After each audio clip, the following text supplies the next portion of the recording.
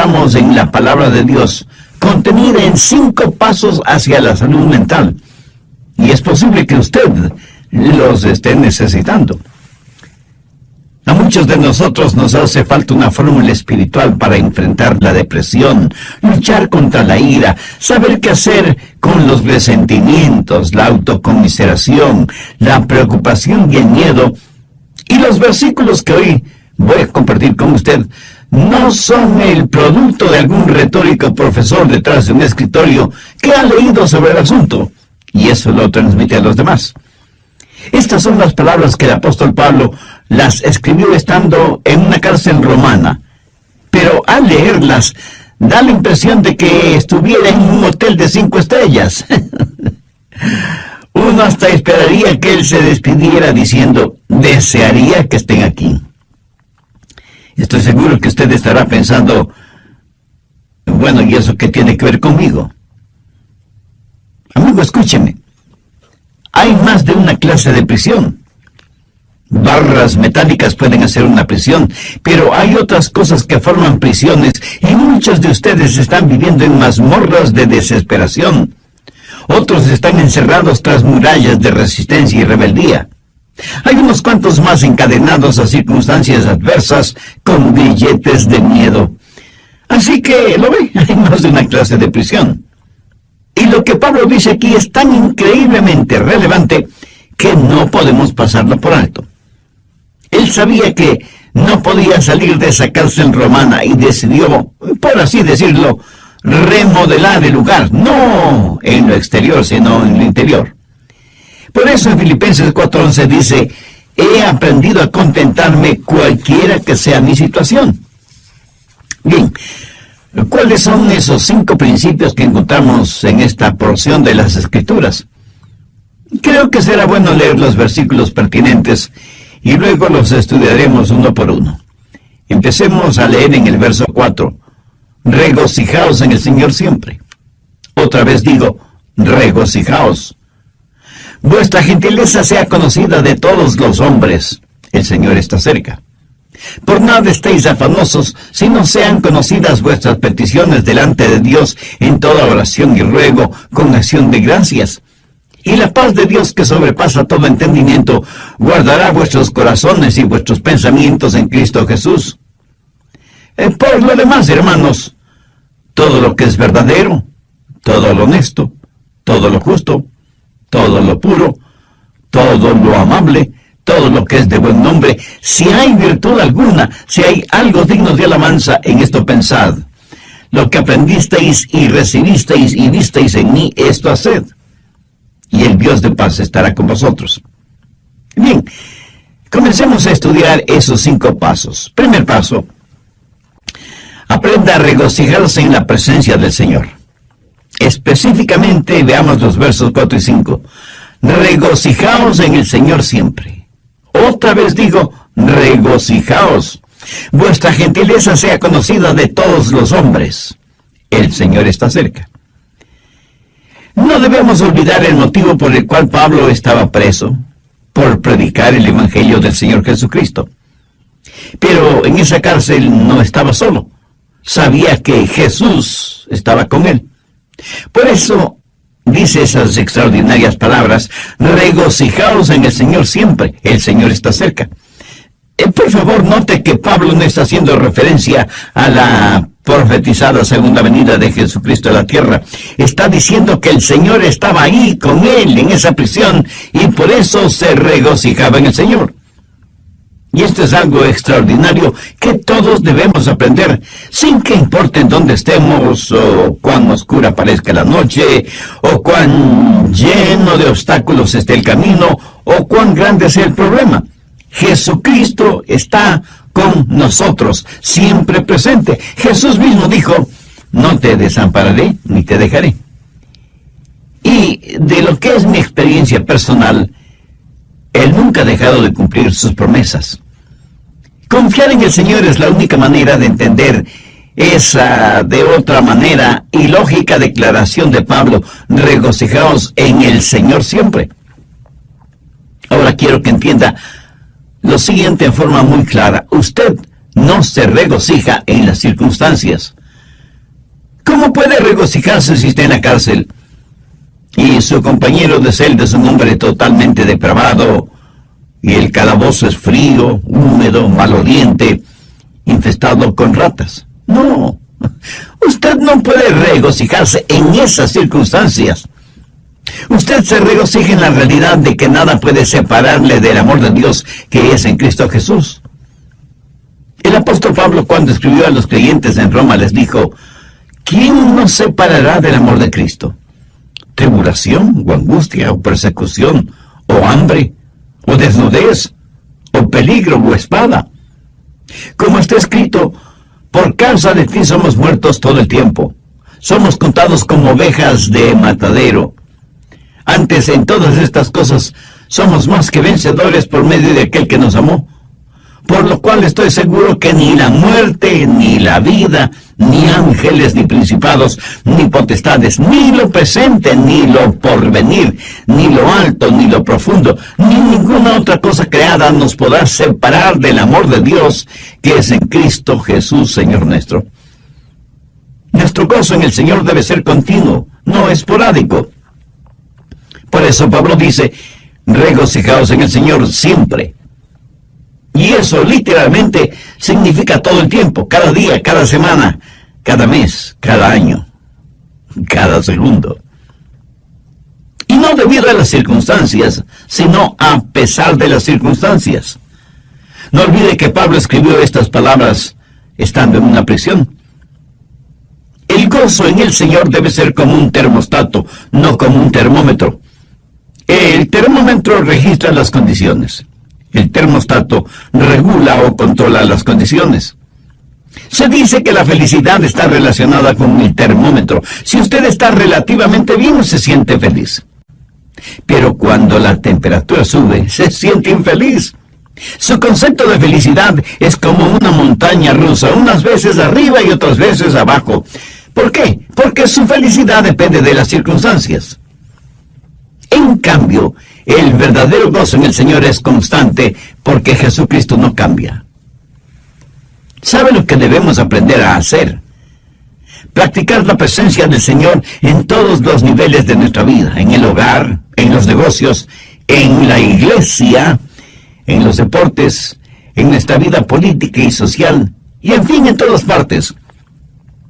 Y cuando digo practicar la presencia del Señor, quiero decir el entender, el saber que Él está ahí a pesar de todo y sobre todo. Dios no quiere ser como un termómetro en esta vida, Él quiere ser como un termostato. Por favor, busque el libro de Habacuc. Está casi al final del Antiguo Testamento, antes de Sofonías, Ageo, Zacarías y Malaquías, que son los últimos 4 libros del Antiguo Testamento. Habacuc, capítulo 3, los versos 17 y 18. Aunque la higuera no florezca, ni en las vides haya frutos, aunque falte el producto del olivo, y los labrados no den mantenimiento, y las ovejas sean quitadas de la majada, y no haya vacas en los corrales, con todo, yo me alegraré en Jehová, y me gozaré en el Dios de mi salvación. Si usted no tiene gozo permanente en su corazón, es porque Jesús no es real para usted. No importa que usted esté muy enfermo físicamente o abatido espiritualmente, Jesús siempre está junto a usted. Y si usted no lo siente cercano, no es culpa de Jesús, es culpa únicamente suya. Jesucristo, cuando estuvo a pocos días de su muerte en la cruz del Calvario, habló de este gozo. Por favor, busque el Evangelio de Lucas, capítulo 10, verso 21. En aquella misma hora Jesús se regocijó en el Espíritu y dijo: yo te alabo, oh Padre, Señor del cielo y de la tierra, porque escondiste estas cosas de los sabios y entendidos y las has revelado a los niños. Sí, Padre, porque así te agradó. Y un poco antes de ser arrestado, juzgado y sentenciado a morir en la cruz, Jesús dijo: estas cosas os he hablado para que mi gozo esté en vosotros y vuestro gozo sea cumplido. Veamos lo que dice el Salmo 16:11. Me mostrarás la senda de la vida, en tu presencia y plenitud de gozo. Eso es lo que, en síntesis, Pablo está diciendo. Aunque lo habían puesto en la cárcel y estaba fuertemente encadenado, no pudieron hacer lo mismo con el Cristo resucitado que estaba con él en esa prisión. Aunque los carceleros romanos no podían verlo, era una realidad. Sobre todo para Pablo ese momento. Regocijaos en el Señor siempre. Entonces el primer paso es regocijarse en el Señor. Si usted quiere tener una buena actitud mental, encuentre su gozo en el Señor, no en las circunstancias. Porque las circunstancias cambian, pero Jesús nunca cambia. Mírelo, considérelo, contémplelo, ámelo. Encuentre su gozo en Él. Segundo paso, confíe en el poder del Señor. No solo que debe regocijarse en la presencia del Señor porque Él está junto a usted, sino que debe confiar, debe depender del poder del Señor. En el verso 6, Pablo dice, por nada estéis afanosos, si no sean conocidas vuestras peticiones delante de Dios en toda oración y ruego con acción de gracias. Ahora, ¿qué quiere decir el apóstol? Que si usted tiene un problema, debe contárselo a Dios. Y ya sé que algunos de ustedes inmediatamente me estarán diciendo, pero pastor, si es verdad que Dios lo sabe todo, ¿por qué debo contarle mi problema? Mi amigo, usted le cuenta sus problemas a Dios para beneficio suyo, no de Dios. Cuando usted le cuenta su problema, está demostrando que depende del poder de Dios para solucionarlo, y no de su propia sabiduría o fortaleza. Además, note que Pablo dice que debemos hacer conocer nuestros problemas a Dios en oración y ruego con acción de gracias. O sea, usted no está simplemente informando a Dios sobre sus problemas, sino que los presenta como parte de su oración y ruego, agradeciendo a Dios que le está escuchando. No viva extremadamente preocupado por nada. Una de las emociones más devastadoras que puede atacarle es la preocupación. Ya lo he mencionado en otros mensajes, pero creo que bien vale la pena repetirlo este momento. La preocupación hará en su mente lo mismo que la arena hace en un motor. Lo destruye. Si usted es dado a la preocupación extrema, no es nada mejor que un alcohólico, un drogadicto, un fumador o un jugador. La misma palabra preocupación conlleva la idea de división, de algo que se desgarra. En un lado está la mano de la esperanza y en el otro lado está la garra del miedo. Y usted, estando en la mitad, prácticamente se desgarra entre la esperanza y el miedo. En el capítulo 6 de Mateo, el Señor Jesús enfáticamente nos advierte contra la preocupación. Mire lo que dice el verso 27. ¿Y quién de vosotros podrá, por mucho que se afane, añadir a su estatura un codo? Esa frase, por mucho que se afane, no significa otra cosa que por mucho que se preocupe. Y la preocupación, francamente, no sirve absolutamente para nada.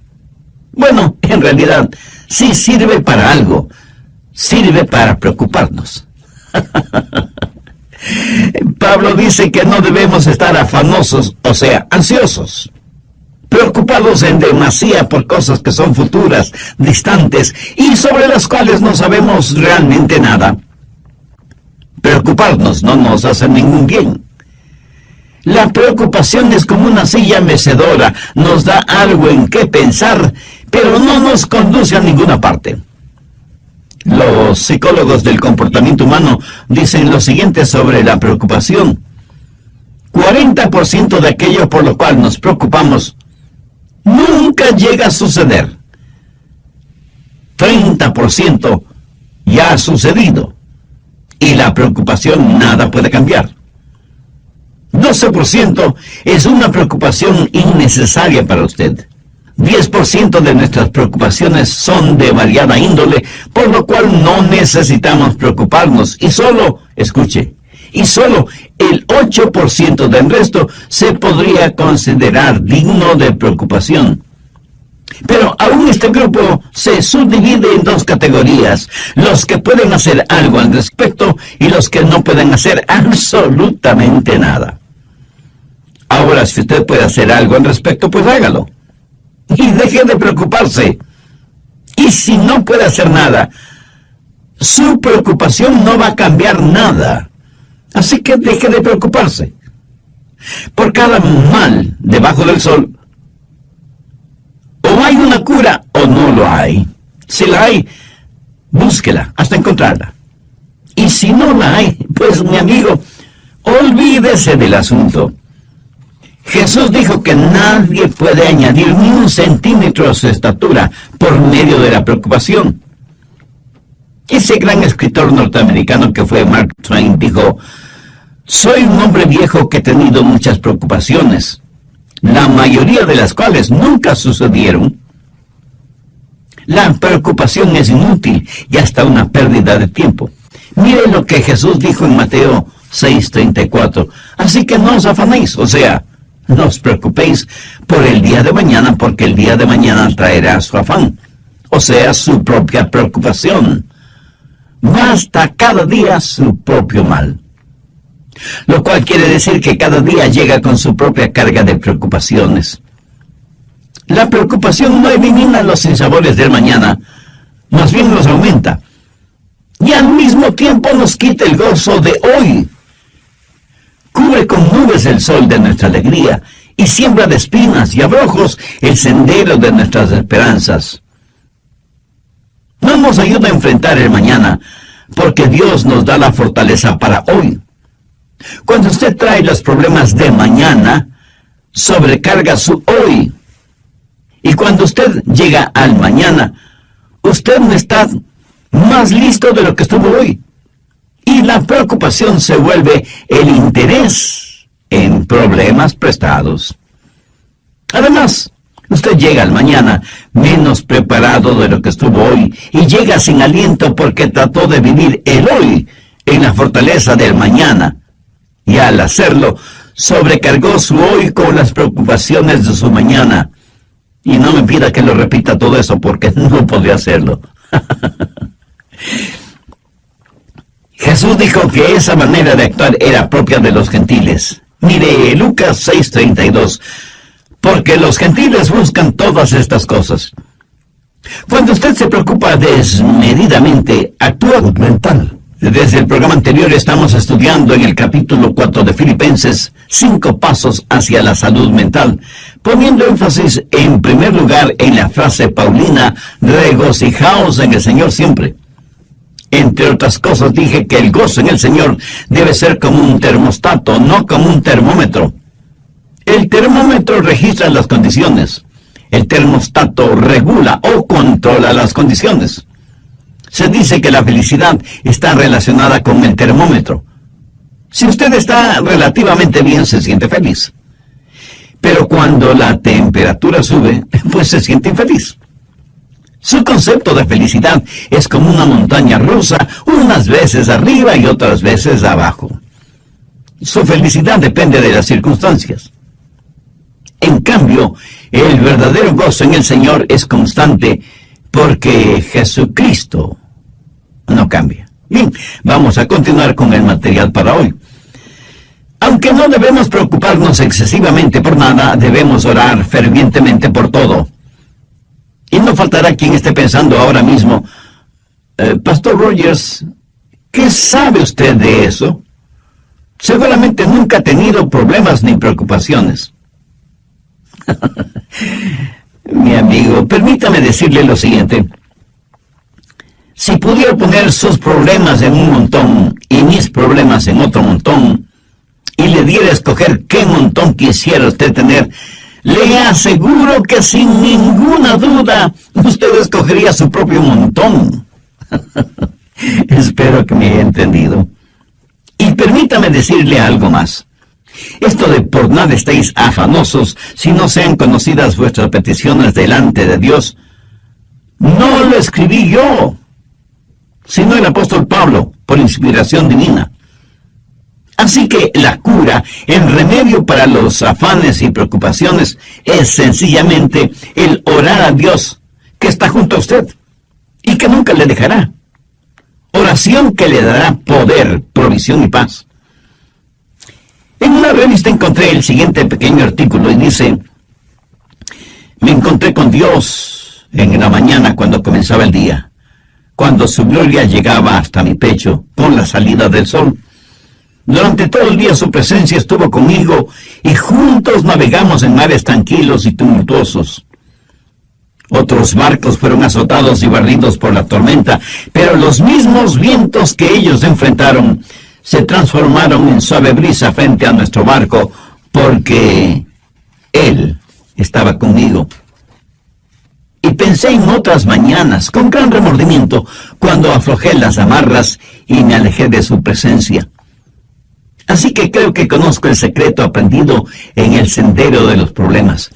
Hay que buscar a Dios en la mañana, si queremos que Él esté con nosotros durante todo el día. Abra la puerta de cada mañana con oración. Si algo es lo suficientemente grande como para preocuparle a usted, también es lo suficientemente grande delante de Dios y Él le ayudará. Mi amigo, no piense que hay cosas demasiado pequeñas o insignificantes como para dárselas o decírselas a Dios. Ore a Dios por todo y en todo tiempo. Se cuenta de un misionero en África que un día se encontró frente a un voraz león y oró y pidió a Dios que Él le librara de las garras y fauces de ese león. Y Dios así lo hizo. Esa noche en su casa él trató de dormir, pero un mosquito lo mantuvo despierto toda la noche. A la mañana siguiente, él tenía profundas ojeras por el hecho de haber estado despierto toda la noche. Ese mismo momento el Espíritu Santo habló a su corazón diciéndole: pediste al Padre que te librara del león, pero pensaste que podías enfrentar al mosquito por ti mismo y perdiste la batalla, ¿verdad? Piénselo. Porque esto nos sucede a todos. Creemos que necesitamos a Dios para las cosas grandes, pero no para las cosas pequeñas. Esas las podemos manejar nosotros mismos. ¡Qué tremendo error! Por nada estéis afanosos, si no sean conocidas vuestras peticiones delante de Dios, en toda oración y ruego con acción de gracias. Algunos dicen: pastor, es que yo no quiero molestar a Dios con cosas insignificantes. Y yo a la vez tengo que preguntarle: ¿y si son insignificantes, por qué se preocupa tanto por ellas? ¿Hay algo que sea demasiado grande o demasiado pequeño para Dios? ¿Sabe cuál es en realidad nuestro mayor problema? El dejar a Dios fuera de nuestros problemas. Tercer paso: medite en la provisión del Señor. Cuando pedimos a Dios que nos ayude, debemos hacerlo con una actitud de agradecimiento. Pablo termina el verso 6 con las siguientes palabras: con acción de gracias. Ahora, si usted le pide más a Dios, pero no le agradece por lo que ya le ha dado, yo no creo que sus oraciones serán contestadas como usted quisiera que le contestaran. ¿Sabía que no hay mayor expresión de fe que la gratitud y que la preocupación es la mayor expresión de ingratitud? Piénselo. La gratitud es la mayor expresión de la fe y la ingratitud es la mayor expresión de la ingratitud, de la preocupación, de la incredulidad. Por lo tanto, rehúse el preocuparse innecesariamente. Deje sus problemas en manos de Dios y agradezcale a Dios por lo que ya ha hecho y por lo que hará por usted. ¿Por qué Pablo nos anima, nos pide, nos exhorta a tener un espíritu de gratitud, siendo que él mismo está preso y encadenado en una inmunda prisión romana? Pues debido a las bendiciones que había recibido. A veces tenemos que saber enfocar las cosas. A veces nos encerramos en nuestra autocompasión y fracasamos en ver las bendiciones de Dios. No reciba las cosas como que las mereciera, sino con profunda gratitud. Busque el Salmo 68, 19. Bendito el Señor. Cada día nos colma de beneficios el Dios de nuestra salvación. Note que después de este verso hay una palabra, Selah. Esta palabrita significa piense, medite en lo que acaba de leer.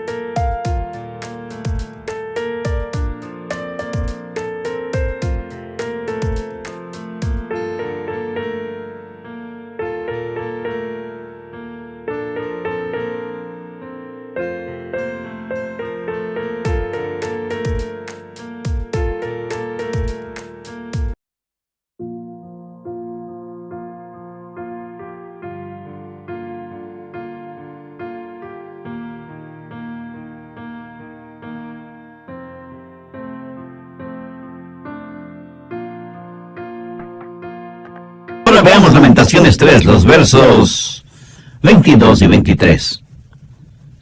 Por la misericordia de Jehová no hemos sido consumidos, porque nunca decayeron sus misericordias. Nuevas son cada mañana. Grande es tu fidelidad. Si usted se encuentra en una cárcel, agradézcale a Dios por sus bendiciones espirituales. Si goza de libertad física, agradézcale a Dios por sus bendiciones espirituales.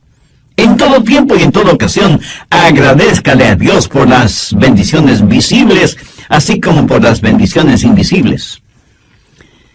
Permítame compartir con usted lo que hasta ahora he aprendido en mi peregrinar en esta tierra. Las personas ingratas son, por lo general, personas infelices. O sea, no saben lo que es la alegría, la felicidad. Algunas personas, en vez de ser humildemente gratas, son altivamente ingratas. Y creo que todos conocemos a personas así. Son personas llenas de amargura, temores, negativismo, egoísmo y autocompasión. Amigo, regocíjese en la presencia del Señor, confíe en su poder, medite en las provisiones de Dios. Cuarto paso, descanse en la paz del Señor. Veamos Filipenses 4:7. Y la paz de Dios, que sobrepasa todo entendimiento, guardará vuestros corazones y vuestros pensamientos en Cristo Jesús. La paz de Dios está ahí para guardarle y para protegerle. Cuando Pablo estuvo en la cárcel, lo más probable es que estuvo custodiado por soldados romanos día y noche. Después de todo, Pablo era un prisionero importante. Y el apóstol, mirando a esos soldados romanos, se dijo: yo tengo algo mejor que me protege. Tengo la paz de Dios. Él tenía el gozo mismo de Dios, protegiéndole, guardándole, aún dentro de esa lóbrega celda. Él sentía la presencia de Cristo en él, en esa prisión. ¿Qué clase de paz es la que tuvo Pablo? La paz de Dios. Y esta no es una paz provista por las circunstancias.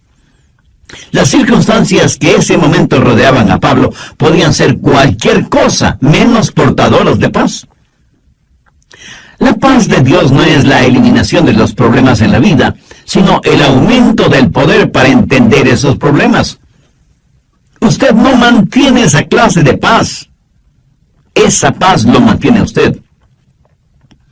La paz de Dios está muy por encima de lo que podemos entender. No está encerrada en una botella de licor, ni en una hipodérmica con droga. Un doctor no se la puede recetar. Un psicólogo no se la puede proporcionar. Un amigo no se la puede brindar. Lo académico no se la puede enseñar. La religión no se la puede otorgar y ninguna ley se la puede dar. Usted lo obtiene directamente de Dios. El Señor Jesús dijo: la paz os dejo, mi paz os doy. Yo no os la doy como el mundo la da. No se turbe vuestro corazón ni tenga miedo. Mi amigo, esa es nuestra herencia. La paz que el mundo no puede dar es la paz que el mundo no nos puede quitar. Encuentre su paz en Jesús. En Isaías 26:3 leemos: tú guardarás en completa paz aquel cuyo pensamiento en ti persevera, porque en ti ha confiado. Quinto paso: reflexione en los propósitos de Dios. No sería nada raro que usted esté pensando: ¿y cuál es el propósito de Dios para mí? Bueno, la respuesta está en Filipenses 4:8. Por lo demás, hermanos, todo lo que es verdadero, todo lo honesto, todo lo justo, todo lo puro, todo lo amable, todo lo que es de buen nombre, si hay virtud alguna, si algo digno de alabanza, en esto pensad. Usted puede escoger sus pensamientos como escoge a sus amigos, o sea, podemos y debemos ser selectivos tanto en lo que permitimos entrar en nuestra mente y en los amigos que tenemos. Si usted quiere poner en su mente basura intelectual o religiosa o moral, pues está en la libertad de hacerlo. Pero el otro lado de esa moneda es que si usted quiere poner en su mente pensamientos honestos, justos, puros, agradables y positivos, está también en la libertad de hacerlo. ¿Cómo puede pensar en todo lo que Pablo dice en el verso 8? ¿Cómo puede dejar de pensar en las cosas incorrectas? Pues pensando en las cosas correctas. Sencillo, ¿no le parece? Ya lo he dicho varias veces que Dios nos ha hecho en tal forma que es imposible que tengamos dos pensamientos diferentes al mismo tiempo en nuestra mente. Así que si está pensando lo que debe estar pensando, no tendrá tiempo para estar pensando en lo que no debe estar pensando. Mi amigo, ese es el mejor remedio para los malos pensamientos. Si usted está pensando en las cosas correctas, le aseguro que le será imposible pensar en las cosas incorrectas al mismo tiempo. Ahora, Pablo no está hablando acerca de hechos, sino acerca de la verdad, de la honestidad, de las cosas que son puras, que no son torcidas. No se solace mirando pornografía y toda clase de cosas impuras, lujuriosas, sexuales. Dios es un Dios que nos ha creado con la capacidad para apreciar la pureza, la belleza. Es increíble que la gente puede estar rodeada de cosas hermosas, pero no las ven. Y si las ven, no las aprecian. Escuché de un pequeño niño y de un anciano pastor que estaban contemplando el Gran Cañón del Colorado en los Estados Unidos. De paso, debo decir que esta impresionante formación rocosa es una de las maravillas naturales del mundo. El anciano pastor describió a su esposa y le dijo: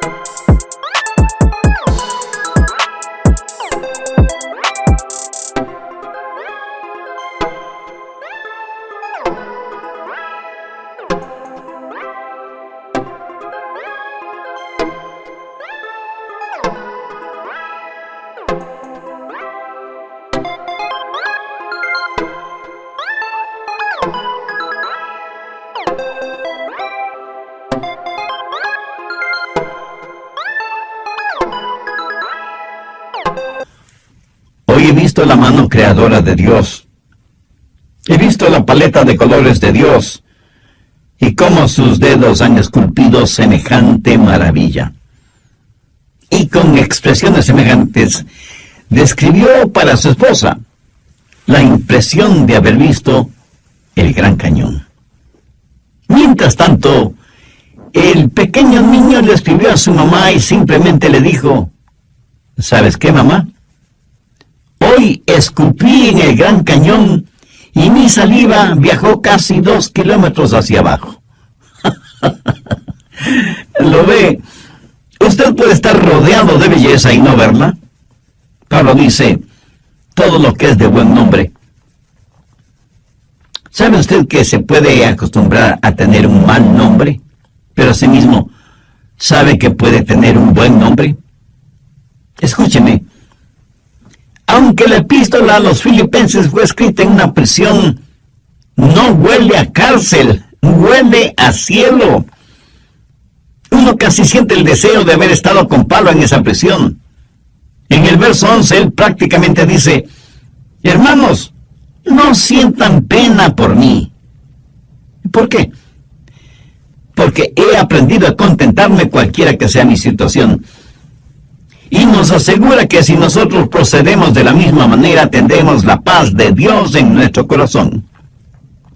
Esta experiencia en su vida le dio a Pablo la autoridad para decir lo que dice en el verso 9: lo que aprendisteis y recibisteis y oísteis y visteis en mí, esto haced, y el Dios de paz estará con vosotros. Mi amiga, mi amigo, si usted sigue estos 5 pasos, o sea, los efectiviza, los hace realidad en su vida, usted tendrá la clase de salud mental y la actitud que un genuino creyente debe tener. Pídele a Dios que le ayude a entender que Él siempre está cerca. Pídale que le ayude a regocijarse en el Señor a pesar de las circunstancias.